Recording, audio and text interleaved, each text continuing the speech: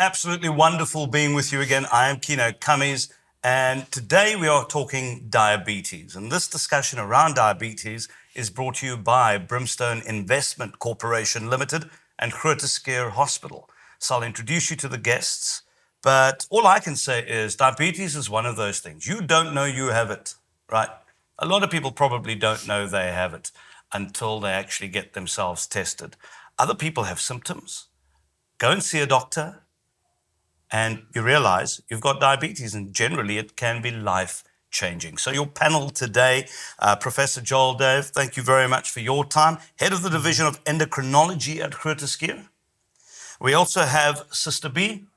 Hi. That is an awesome name, Sister B. Thank you. I like it, it rhymes too. You do a lot of good work with patients, obviously, that have been diagnosed with diabetes. And then Zadia Williams. Yeah. You have been diagnosed with it and received amazing treatment, and we'll certainly be talking about that. But let's dive straight into it. Right. What exactly is diabetes? It might seem like a stupid question, but it isn't. I don't think many of us actually know what it is. We hear people talk about type A, type B, but what does it actually mean? How does it impact on the body? And I think the best person to start with is, of course, Professor Joel Dave. Prof, let's talk a little bit. I can call you Prof, can I? Yes. Wonderful. Okay, thank you. I always have to get over that hurdle first. Let's talk about diabetes. What exactly is it in layperson's terms? Thanks, Kieno. So diabetes is essentially a problem in the body with a very high sugar. Our body needs sugar, but unfortunately it must be in a specific range. As soon as it increases above that range, it then becomes dangerous to the body. And it can then affect the entire body, but especially the feet, the kidneys, and the eyes. So it is something that is unfortunately quite dangerous to the body. Okay, so explain to us in layperson's terms once again how this affects the eyes, the kidneys, the feet. What is it that it does that actually affects it, and how does it actually affect the body? Okay, excellent question. And the answer to that generally is quite complicated because there are cellular and molecular things that sugar does. But essentially what it does, it damages the cells. It causes damage to the cells in the kidney. These cells in the kidney can't function like they usually do, and the kidney starts to fail. It causes damage to nerves, and it causes damage to the cells of the eyes. So its main function of an elevated sugar is causing damage to cells. And then how do you get affected by high sugar and, in effect, diabetes? Some people eat lots of sweets, drink lots of, I won't mention the cold drink, but it's got lots of sugar in it, and they don't seem to have elevated sugar. Yet other people live reasonably healthy lifestyles and still end up with a type of diabetes. How's that possible? So what are the contributing factors? So there are essentially four main types of diabetes. Okay. There's type 1 diabetes, type 2 diabetes, gestational diabetes. This is diabetes that you only get in your pregnancy. And there's another whole group under other. And we'll come back to that now. But type 1 diabetes is essentially a problem with the body's immune system. Okay. Something, and we don't know what it is, triggers the immune system to start seeing the pancreas as a foreigner, an invader. The immune system makes antibodies, soldiers to the pancreas, and it starts damaging the pancreas. And that often happens at a very young age, and kids then become diabetic because they lose the cells in the pancreas that make insulin. These cells are called beta cells. Right. Type 2 diabetes is a lot more complex, and it's generally a balance between something going wrong with the beta cell and what we call insulin resistance. And that is brought about essentially most of the time by someone's weight. And weight is a lifestyle problem. So for the majority, type 2 diabetes is a lifestyle disease. And it's fully reversible if you just stick to lifestyle changes. Another excellent question. So some people, it's reversible. Some people are only diabetic because of their weight. If they lost sufficient weight, they won't be diabetic anymore. But unfortunately, as you've already said, there are some people that can do a lot and they won't get diabetes, and there's some people that do nothing and they get it. So it's very individual. There's individual risk. Okay.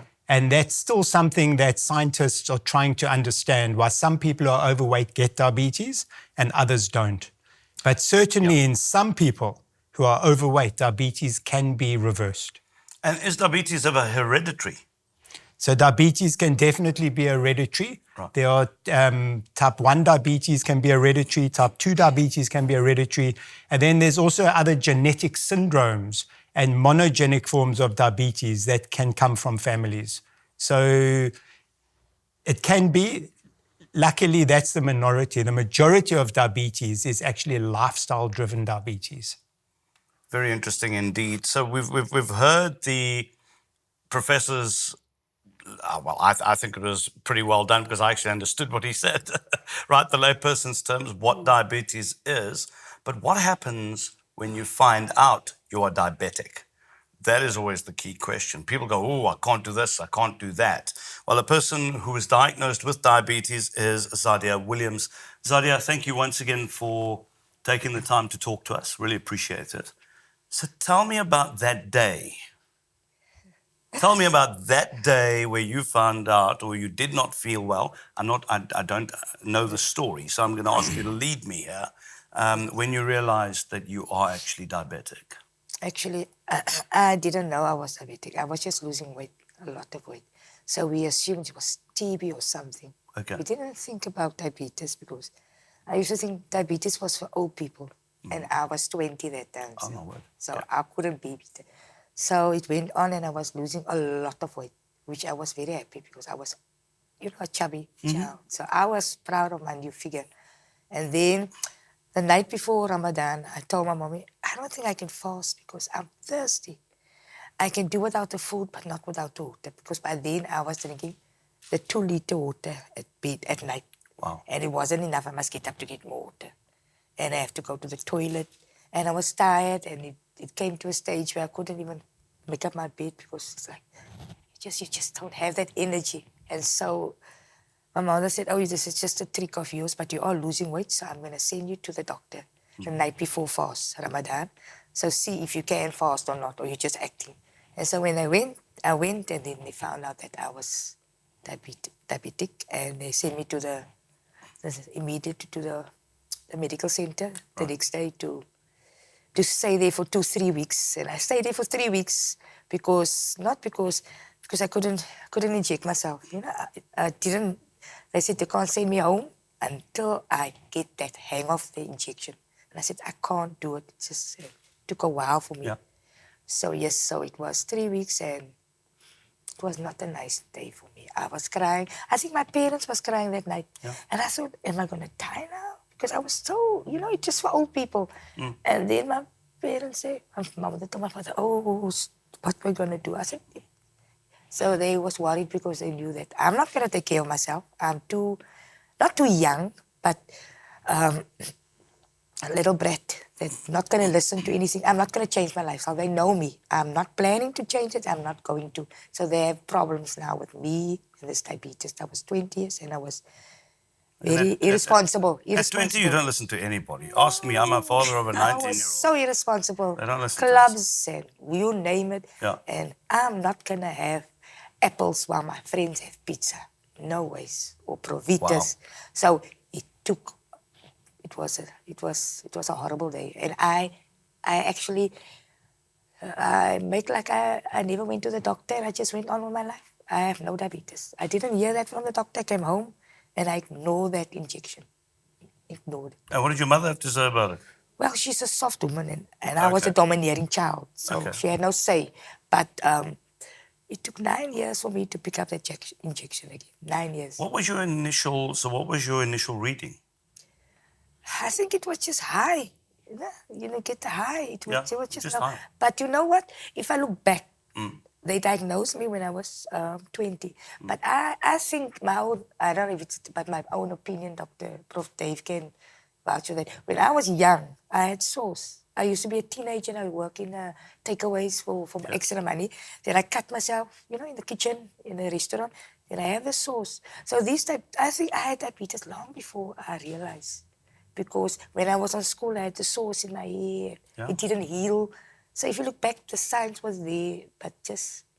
And poverty was one of the things. We didn't have the money that time to just go to the doctor and check ourselves out. The mother will always just doctor it yourself. Oh, But that is the thing, right? poverty was a major thing with me. And today it's still a challenge for a lot of people. It When you is. go, I'm not going to go to the doctor, even if it's the 300 or the 900. Where are we going to find that? We need to put food on the table. So, and it's totally understandable. And it's quite a sad indictment, I think, on society. But you said it took, no, did you say 9 years? Yes, I think when I came to Groote Schuur, I was 28, 29 when I met Prof Dave.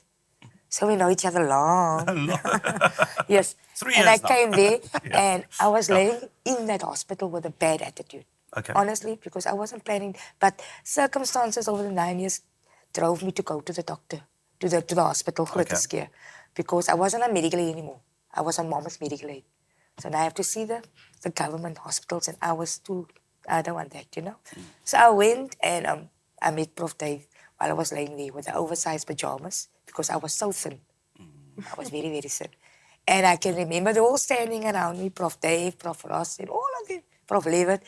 What is these people doing? They talk like I'm not there. They talk about me when you're right there. And then I think everybody went out and Prof Dave came back. And I think he said, I'm going to get to you. I'm going to change your life. I think I was a challenge for him because you could see my attitude was wrong.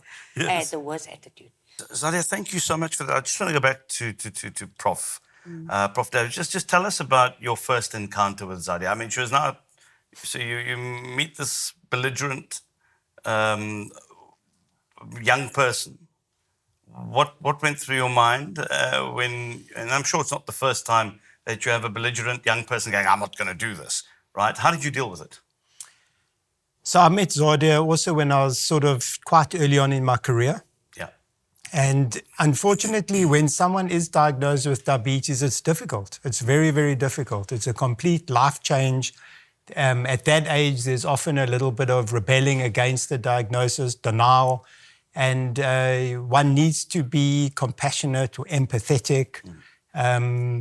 It's hard for doctors as well because we often want the best for our patients. We see them doing to themselves what's going to be dangerous and put themselves years ahead in danger. And various patients, you need various ways of dealing with it. Luckily with Zadia, I think spoke quite sternly and Zadia responded like a champion. And since then she's been unbelievable, an unbelievable person living with diabetes. And she's a fine example that you're living with diabetes. You know, she hasn't allowed diabetes to overcome her entire life. She's living with diabetes. So Zadia, just tell us a little bit more about the actual lifestyle changes you made. You know, the mistake people make is when they say they must change their life, they think it's huge. You must start small. I started with 3.5 sugar and I went to 3. And then I went to 2.5. And I was now, I mean, it's 20 years. 20 years I don't drink sugar, but it took me the 6-7 months to get rid of that sugar. You can't just say, I'm not drinking sugar. But at least I went from 3.5 to 2.5 to 2 until no more sugar. And I can't even stand sugar in anything, you know what I mean? Yeah. So the small changes matters. You can't go to big ones because if you're going to try to go too big, it's going to collapse and you're going to relapse and then you're going to just feel frustrated. Because when you crave for something, it's going to make you depressed. And I don't want to be depressed. So in the beginning, I told myself, I can't do this, I can't do this, I can't. But I knew I had to. Yeah. Because I could feel on my legs. I was always tired. I just couldn't handle it anymore. But I knew I had to change. And actually, when I came to Groote Schuur, I knew that 9 years I had to change. I was putting in the back of my mind, it was at night whispers came, you're going to die, you're going to die. So when I came to Groote Schuur and I met Prof Dave, and he told me something that really, you can't remember it, but this, I thought, what's wrong with this doctor? He's rude, but he wasn't. You have to be cruel to be kind sometimes. And I was laying there, and he told me, listen here, if you don't want to be here, there's other people that need this bed. So if you want to change, you must do it. You must try. Because I had this attitude So he said, there's a lot of people that need this hospital bed that can use it better. So you must make up your mind. And that time I thought, oh, he's rude. But afterwards I said, it's not right. He's rude because I'm just wasting their time. You know? And so that, you know, and then the fact that I saw the same doctor also helped because in the beginning, I tried to impress this doctor because he gave so much to me. So I tried to give back. And then I was doing it for the doctor in the beginning because I wanted to impress him. But as time goes by, I realized by impressing him, I'm changing. And I'm doing it for myself now. And afterwards, I realized I'm not doing it for him anymore. So sometimes you just need that role model there. Just that, you know, just somebody that cares. Just one person that cares. And he cared. Wow. So if anybody has somebody that cares, because nowadays if you diagnose and people just, oh, you're diabetic, fine. They don't know the struggle. They don't know how difficult it is. So if you have a friend and say, I will help you, don't do that. Then you realize, because that person cares, it makes you care also. Yeah. So that's, you need your family, you need somebody. And I, Prof Dave. Absolutely. And if people accept it, like we have braais, right, when we're allowed to. Not many people, but we've got one friend who is diabetic and actually he carries his injection with him. But when we braai, we make sure that we cater for him. And I think that type of behavior helps people and helps their change a lot better when people actually accept and actually take into account that you have certain needs. And they're not going to go, oh, look at you, you're not eating this. You know, you don't need friends like that, I always say. Now, Sister B, I've been very quiet. I haven't even spoken to you yet. But you have a very important job. Just talk to me a little bit about your work in relation to diabetes on a daily basis. What is it that you do? Just take us through your story. Yes, okay. Well, my job, it started when I was like working in the wards. And then the professor then, before Prophet Joel Dave came, realized that there's a need for a diabetes educator. I work as a professional nurse.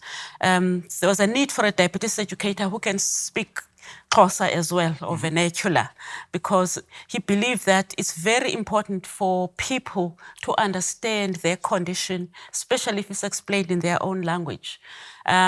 So we were 3 diabetes educators. So we could, one was speaking Afrikaans, the other one English, and I was speaking Xhosa, so we could reach a variety of patients.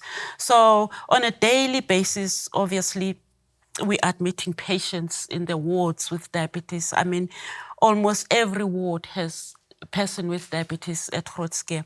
And obviously, some of them are newly diagnosed, some of them, they come because they are not well, and we have to educate them or coach them into managing their diabetes well at home once they are discharged.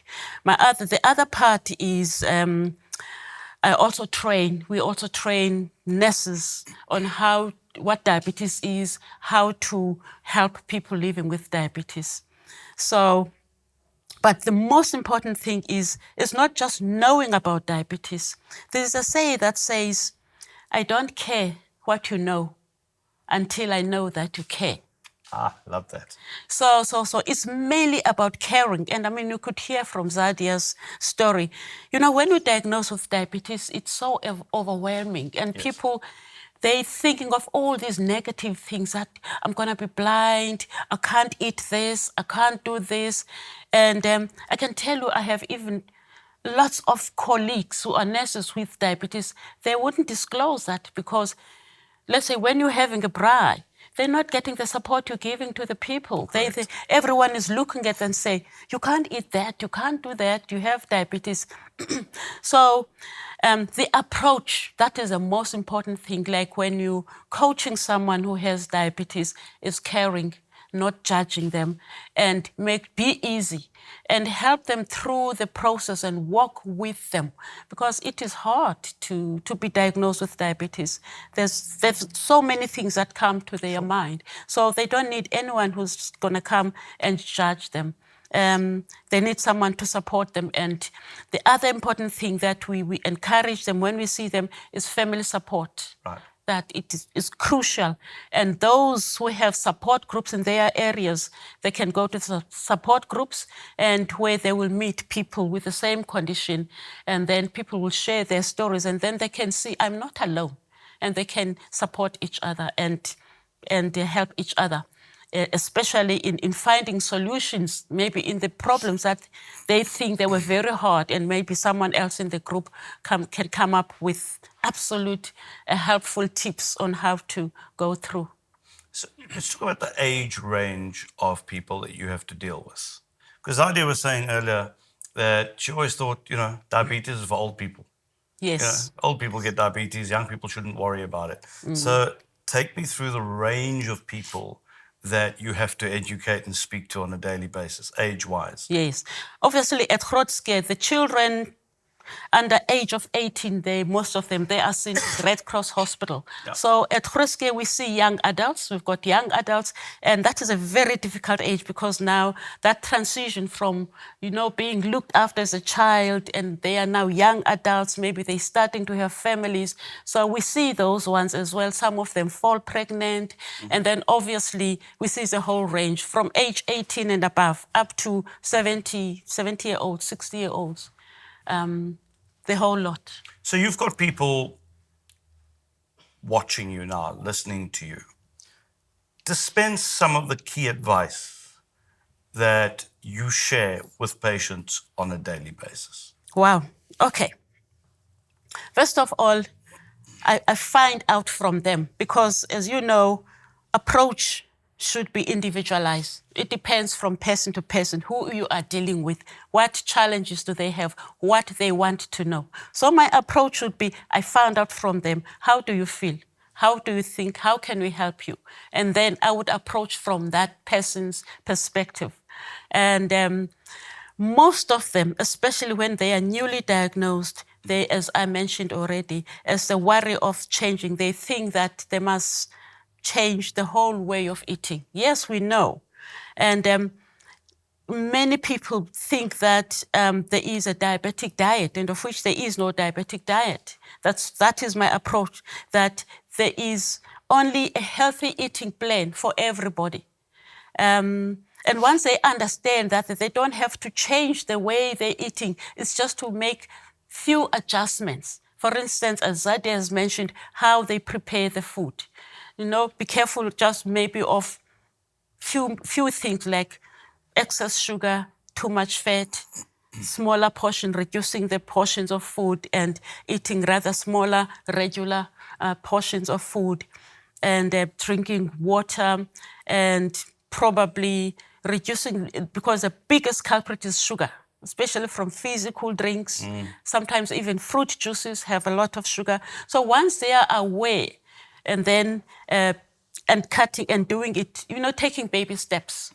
That one. And the other thing is that I've heard some people that they would say, the family would cook a separate pot for them, which is not right. So it tends to help the whole family to eat healthier.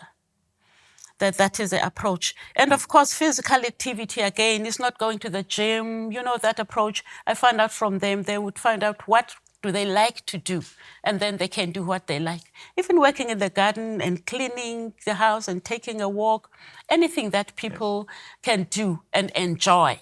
And also what helps is like if they can do it with somebody, maybe a buddy, another person, or their partner at home, anything that helps. And the other important thing, maybe not lastly, is dealing with stress. People, especially now with COVID, people have got so many challenges, unemployment and all that. So it's also helpful for people to have discussions and get that support, whatever support they need, emotionally and psychologically. So I've heard people say, you get these chocolates, right? It's got no sugar in it. And they say, it's for diabetics.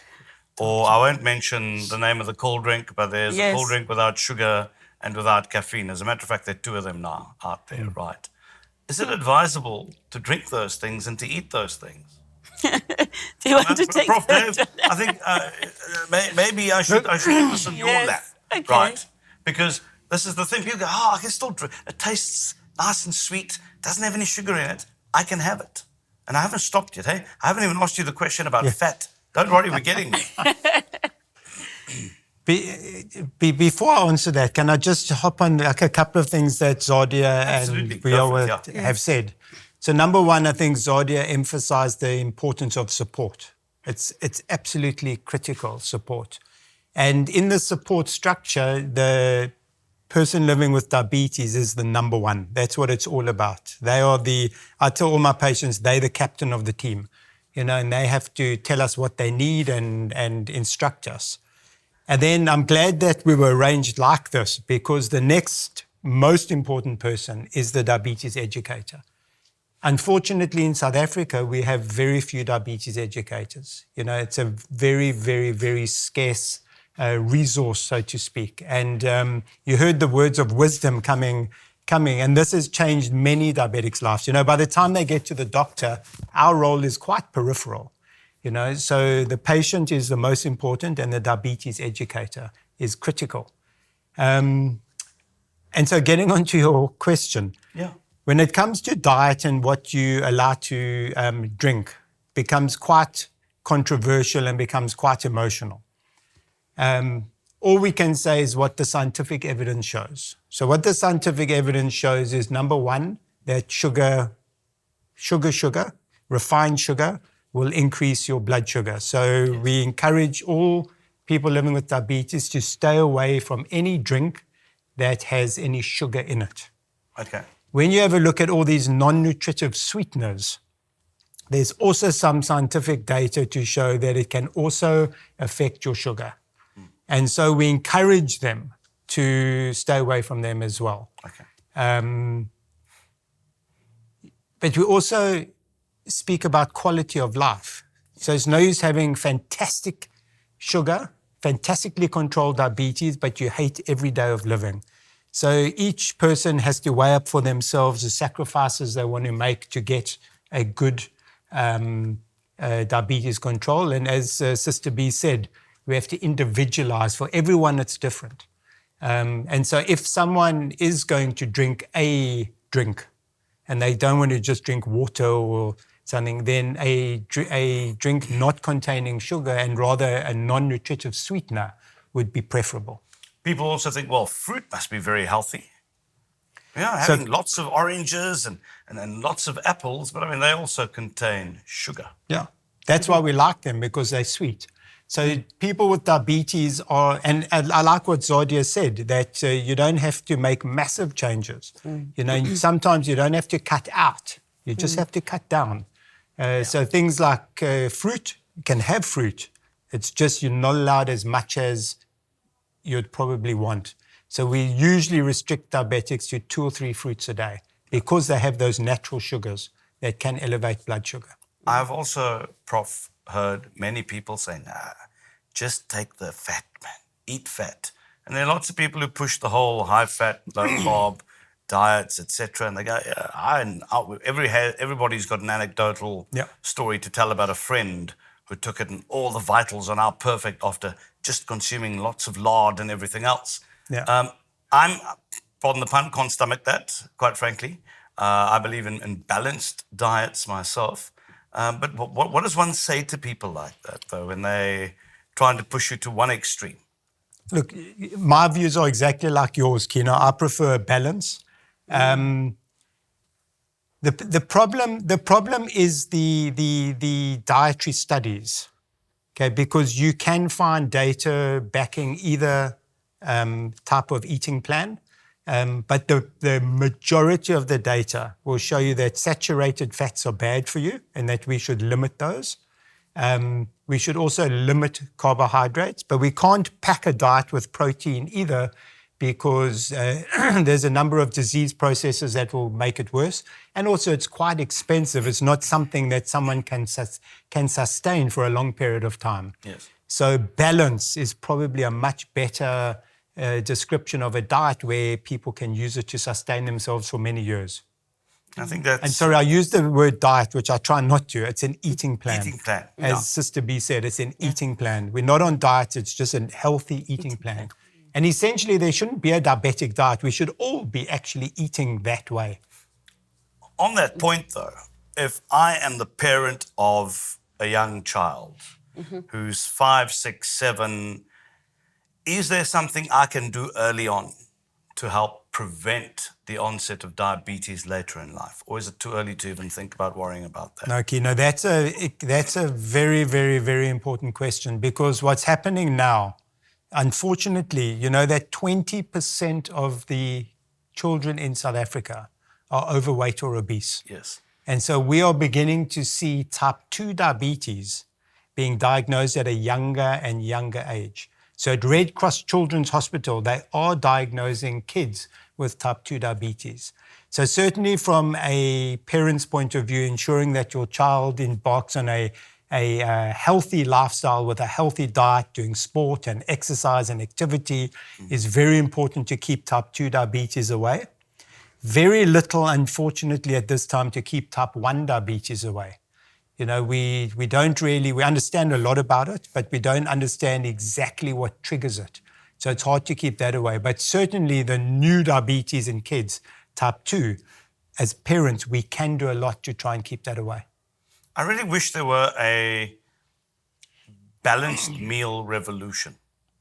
Because we are all limbic beings, right? We're all emotional beings before we are logical. That prefrontal cortex of ours, the logical part of the brain, only develops when you, in my case, probably 40. But in a lot of cases, when you're 25, 26, 27. And we're still very much emotionally inclined. And food is a very emotional thing. And food we go to for comfort, etc., etc., etc. So I still don't believe enough is being done to, and I know you said it's not a diet, but to even just rope in the chefs and everybody else to come up with meals that are tasty. Because spices, I mean, if you use the right spices, for example, won't add to your sugar.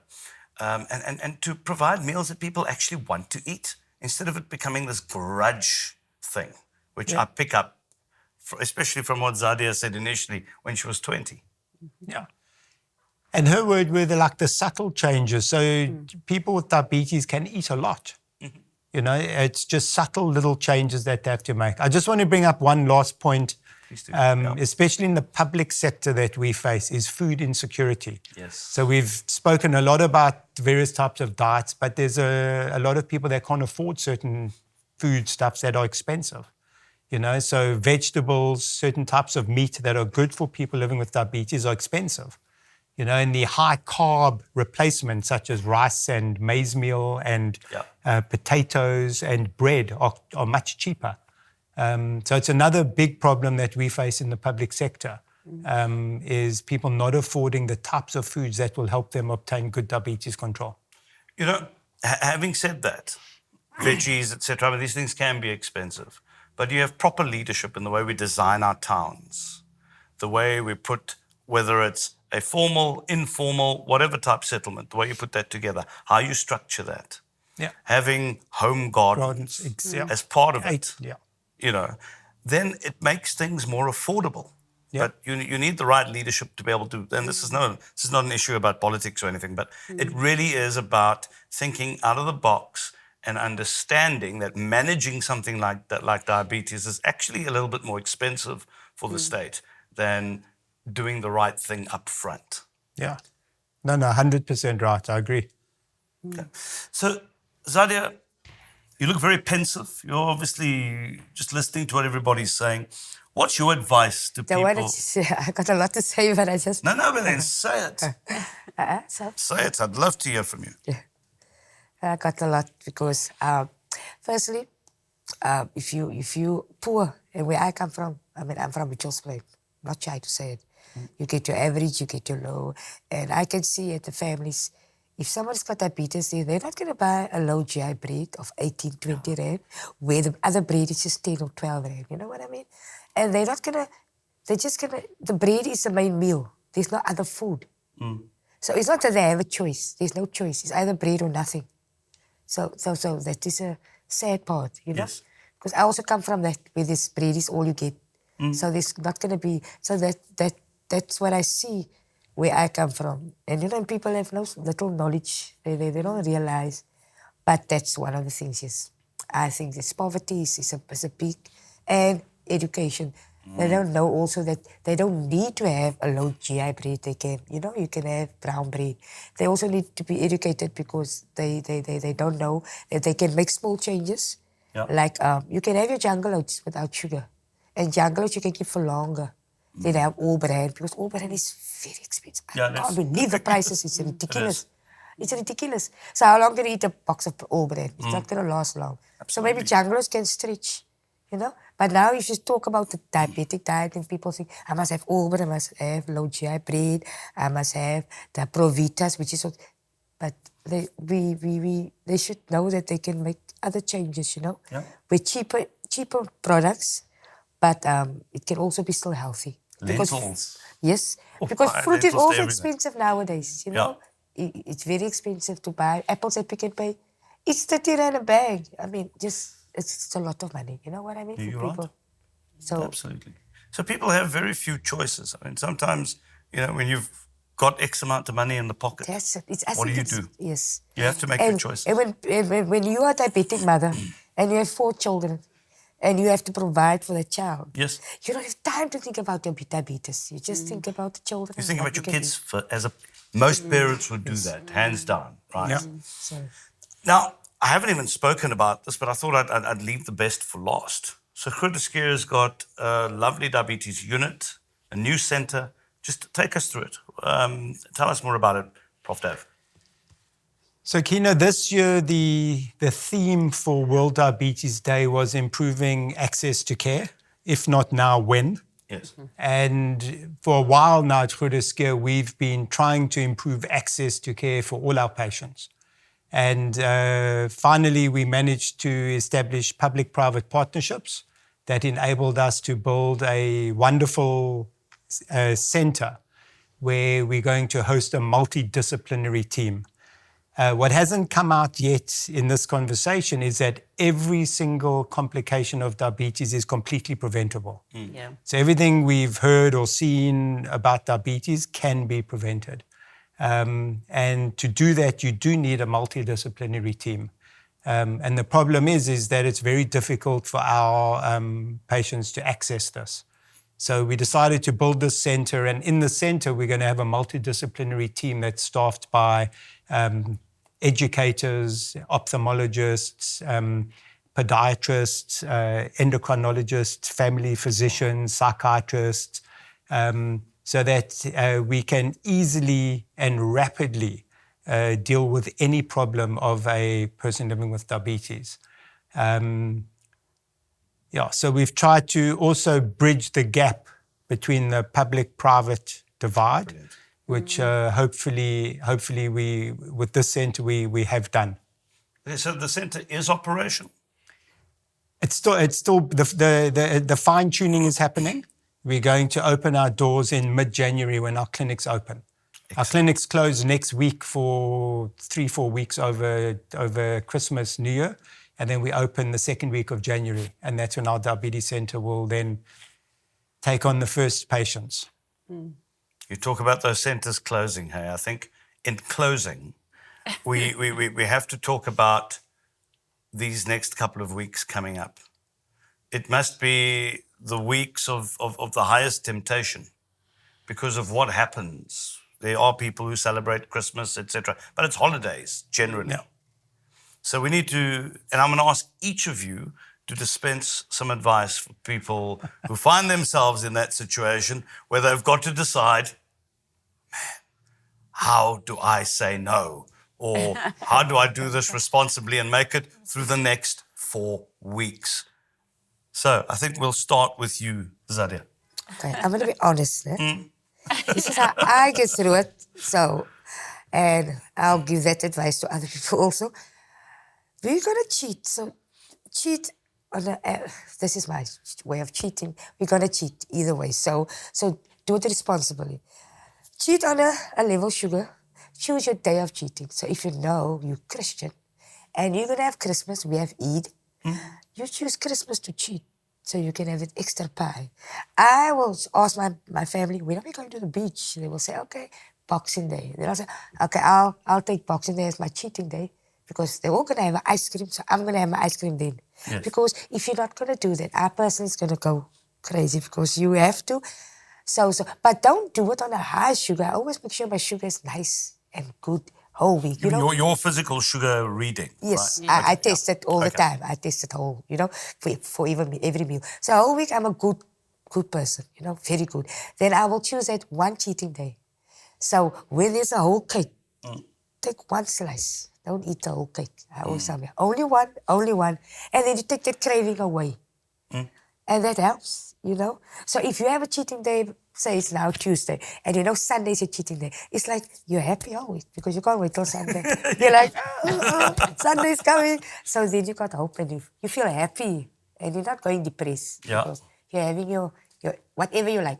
I'm jelly tots. I love jelly tots. But I mean, you I'll can't have get that away. small packet of jelly tots, maybe, So, but that is everybody have the craving. So you choose a cheating day, know. Okay. Well, at least you have a whole small packet of jelly tots. I thought you said you were going to tell me you have one little jelly tot. I'm going, no way. Yeah, you can't do that. You're going to have a packet of jelly tots. But you must do it responsibly, yes. On a low sugar. Which Yes. is very... Not on a high sugar. And then excess. You know what I do? Also to get sometimes my little... I've a treadmill. You can't run in with your play. You can't. So you have to do it on one place. I have the treadmill. And then you run on the treadmill. It lowers your sugar. And I love bar one. So as I run, and my sugar level drops, I have my bite of bar one. And I run, and I have a bite of bar. And nobody gets hurt. I get what I want, and my sugar is happy. You know what I see? Because I'm doing the exercise and I'm having my little piece of bar one. I buy it. And by the time I'm done with my exercise, I don't even need insulin. I can almost see you running your own TV show. Cheat responsibly on diabetes. Get a treadmill. 5 bites of bar But one. just tell me, this took years of... I mean, I'm an expert now by now of the cheating because it took me years. It took me 25 years almost to get here. So I can tell people how to cheat responsibly by now. You see? You still have a naughty streak. I like that about you. Prof Dave, you're having a good giggle on that side. So my advice ties in a little bit to Zadia's, but I can't tell people to cheat. But I think that's why I'm doing it. I think and I think what these times have taught us, and what COVID has taught all of us, and what patients have told me, is that it's quality of life. So you have to balance your diabetes control versus the quality of life that you're wanting to live and what gives you quality of life. So I think especially now for the festive season, I think that would be my advice. Ensure that you're having good quality of life, but at the same time, try and keep it as a balance to maintaining good diabetes control. That's good, sage advice. And no treadmill included. Sister B? Yeah, well, I would say, life would be boring without food. And I believe in having joy in life. I play with my grandchildren, having fun with the family and living the life to the fullest, which is, I think, that quality of life is more important. And also enjoying food, but responsibly. Yes. Responsibly, knowing in moderation with everything. And of course, maybe if one, as a celebration, a person with diabetes can have that slice of cake and drink water and make sure that maybe they can give little extra insulin. There are ways of doing it responsibly and healthily. Yes. And maybe taking a walk, and it can be done. It actually can be done. In fact, even people who don't have diabetes, and I know I'm at risk, my family had diabetes, I'm older, and if I live recklessly and I don't look after myself, so I might have diabetes. So we are all responsible, whether you have diabetes or not, just to live healthily, but having fun and that quality of life. Well, Sister B, I want to thank you very much for that. Prof Dave, thank you very much. And Zadia, thank you very much for your personal story as well. And you know what I get out of all of this is it doesn't have to be a sentence of a boring life. Yes. It's about balance. You heard Zadia's story. She weaned herself off the sugar. 20 years now without sugar. Exercise. Doesn't have to be in a gym. You don't have to push dead weights. Exactly. As a matter of fact, that might choke you. It might be worse for your health.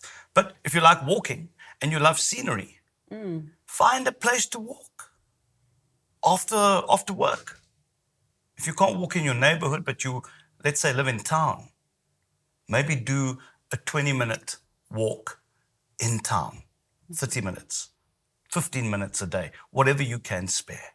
And that really brings us to the end of our discussion on diabetes. I just would like to thank the panel once again. It has been very insightful from my side. I shall be behaving myself more. I'll give you that much. Okay? You can all hold me to that. So I'd like to thank Brimstone Investment Corporation Limited and Groote Schuur for doing what we've done tonight. It's really important to have accessible conversations. And I don't know about you, but I certainly feel empowered after this discussion on diabetes. So thank you very much for joining us. I'm Kieno Kammies.